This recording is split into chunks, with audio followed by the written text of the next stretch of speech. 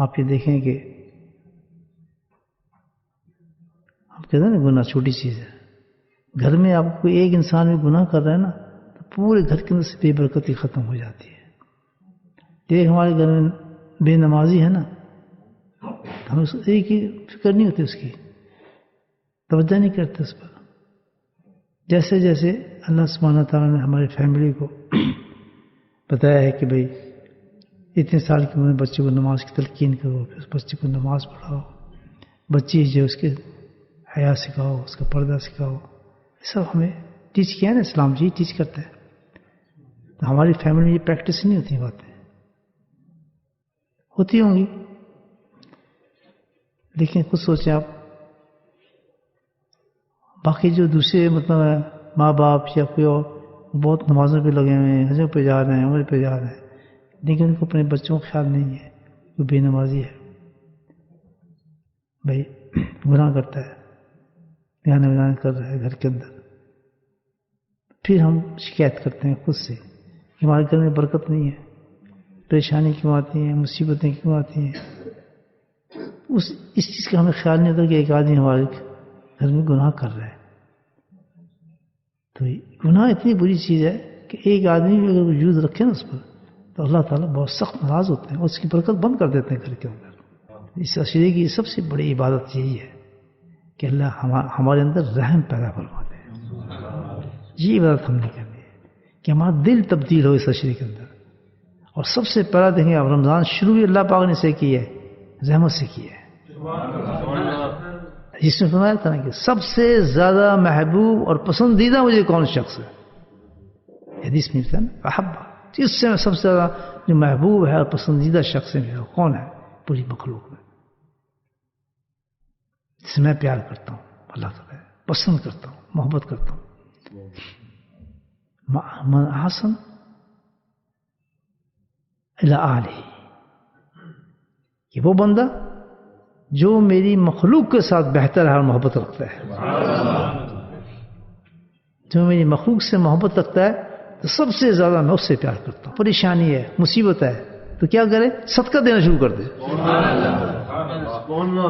کھول دے پاکٹوں کو نا، دونوں طرف سے کھول دے. تجربہ کر کے دیکھ رہے ہیں آپ کہ ہر چیز آپ کی آسان ہو جائے گی. کسی کو کتنا بڑا سورس تھی اللہ تعالیٰ نے. کیوں کہ اللہ تعالیٰ کہتا ہے عبادت کیا چیز ہے، عبادت کس چیز کا نام ہے. میں نے جنوں انسانوں کو پیدا کیا، خلق الجن والانس الا لیعبدون.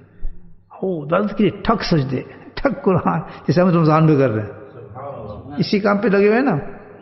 عبادت کا مطلب یہ ہے کہ وہ فعل کرو جس سے میں راضی ہو جاؤں. سب سے پہلے کون سا اشرا دیا، کس کا دیا، رحمت کا.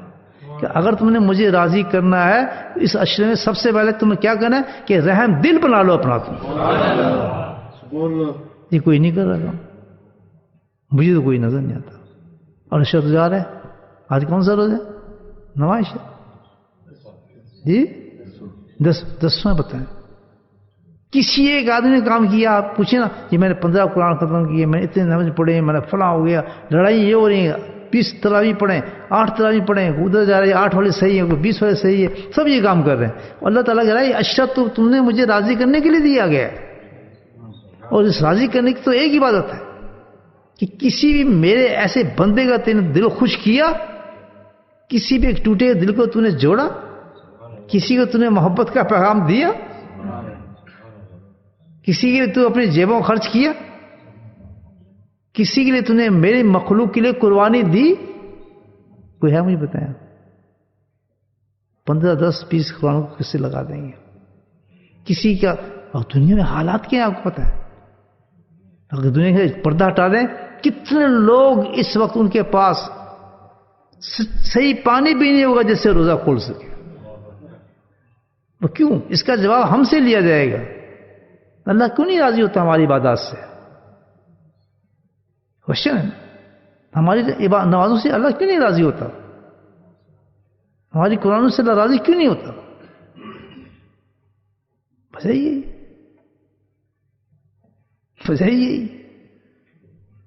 دلی سے ہی نہیں مانا.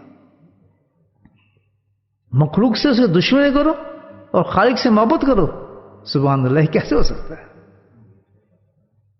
من احسن الی اہلہ، قرآن فرماتا ہے حدیث کہ سب سے زیادہ پسندیدہ محبوب شخص مجھے وہ ہوگا سبحان اللہ جو میرے مخلوق کے ساتھ رحم رکھتا ہوگا، محبت رکھتا ہوگا.